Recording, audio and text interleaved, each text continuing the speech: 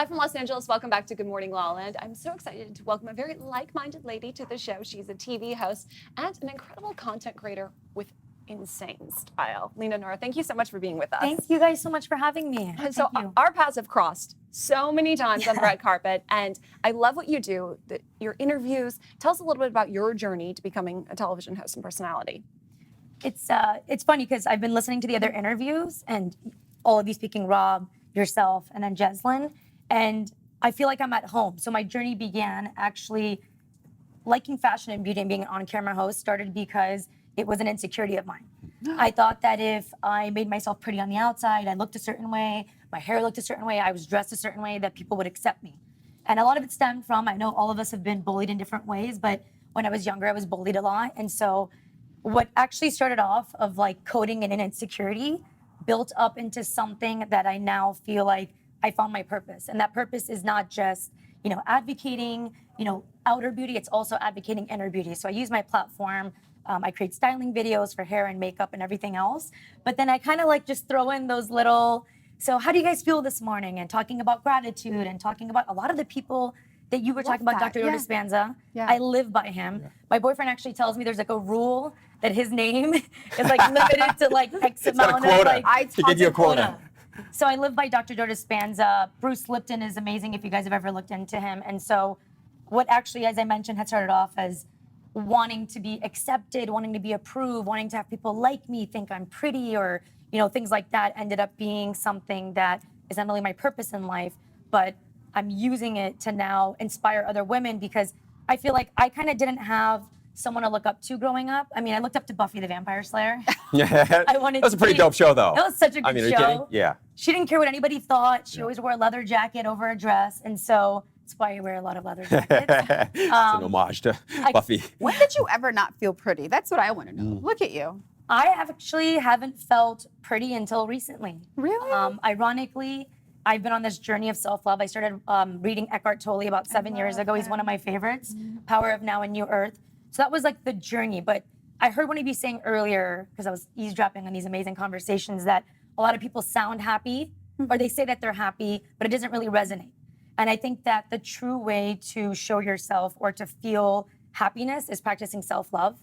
And I think that that's something that I recently, in the last couple years, learned is that self-love is taking the step to do the things that you should do, not the things that you want to do.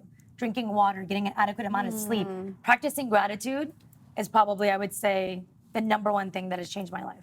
Oh, I just love that. And I love what you mentioned about sort of an authentic or Duchenne smile, because we were talking at one of the previous shows about the ways in which when somebody gives you a smile and it's not authentic and it's inauthentic, it basically causes microscopic tears in your heart, And it's that powerful. It has that powerful an effect on you emotionally because emotion is so contagious. But I just love what you said sort of there around self-love and insecurity. So in addition to practicing gratitude, how did you cultivate this kind of self-love that you have today? Yeah, there's so many different steps, but I would say the top three, which is, it's interesting. It's not going to go against something you just said, but I'm a big advocate of Bruce Lipton. And two of the ways to practice gratitude is understanding, number one, that we live in our subconscious mind 95% of the day.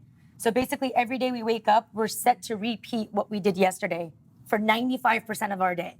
So you're only in your conscious mind 5%. Think about how much of that you actually absorb.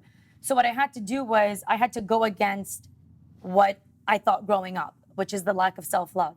And so the way to do that is there's two forms. One is habit, which is just repeating something like learning a language until you keep repeating it. Or if you want a six-pack, you have to go to the gym, you have to eat clean.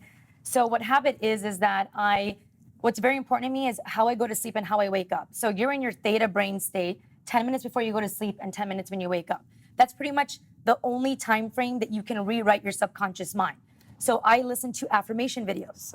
So I go online and right before, and this is like when you're dozing off, I have that like headband that goes over my ear and it's the affirmations for 4 hours straight on repeat. And it's like, you are amazing, you are loved, you can achieve anything you set your mind to. And so I listen to that when I wake up and right when I go to bed. And that's how I start my day. And then I have a gratitude journal.